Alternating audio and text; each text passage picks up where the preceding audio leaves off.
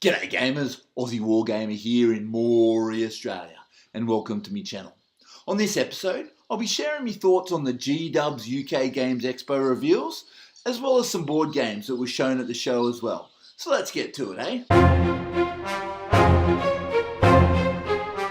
Well, this weekend was the UK Games Expo in Birmingham, and of course G-Dubs revealed some stuff for their specialist games range.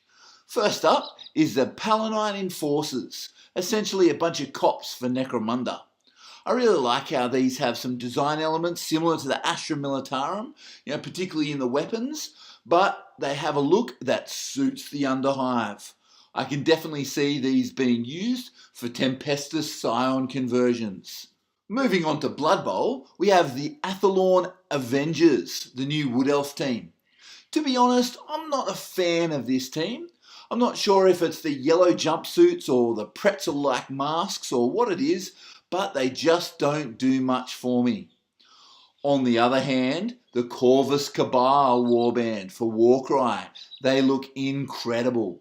I love what G-Dubs have been revealing for Warcry. These minis are so dynamic and characterful. I love the leader wearing stilts, the fluid, active poses, the raven about to peck at that severed head, the bird skull masks, talons on the fingers, and of course the female presence in the warband is fantastic. I am definitely all in on Warcry. Finally, G-Dubs revealed a new quest for Blackstone Fortress. These minis are pretty rad as well, but I'm likely not going to invest in Blackstone Fortress, so I don't have much more to say on that. Of course, there are a ton of great board games on the show at the expo as well. So here's 5 that have caught my interest. The first is Periodic, a game of the elements. I'm always on the lookout for games I can play with my son, and this looks like it'll be one of them.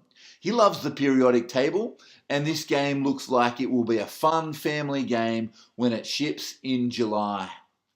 The next game I've got my eye on is Adventures in Neverland from Black Box Adventures. This is an RPG in a box board game set in Neverland, and the artwork on this game just looks stunning. The board, the character sheets, the book design, this looks like a very pretty game, which I'm down for. Love Letter from Z-Man Games is one of my favourite micro games, a little card game that's a lot of fun to play. It's getting an updated edition this year with 2 new characters, a new background story that doesn't involve the idea of marriage as a way to cheer up women, and new artwork. I've got to say, I think I prefer the artwork on the original series, but I love the new design on the back of the cards, and the tokens look fantastic. So I'm sure I'll end up picking this one up.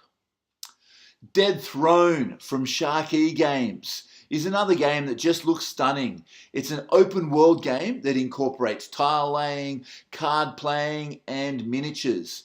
And it can be played in about 30 to 90 minutes. It's easy enough to play with kids, but complex enough to be interesting for serious gamers, and can be played both competitively and cooperatively.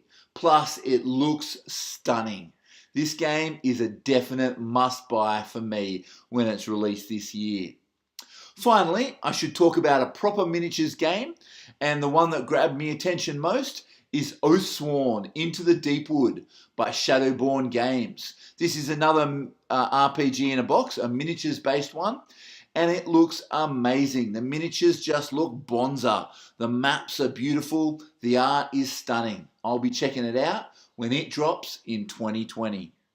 Well, that's all from me. Thanks for watching, and as always, stay tuned if you want to hear more of my voice. Catch us later.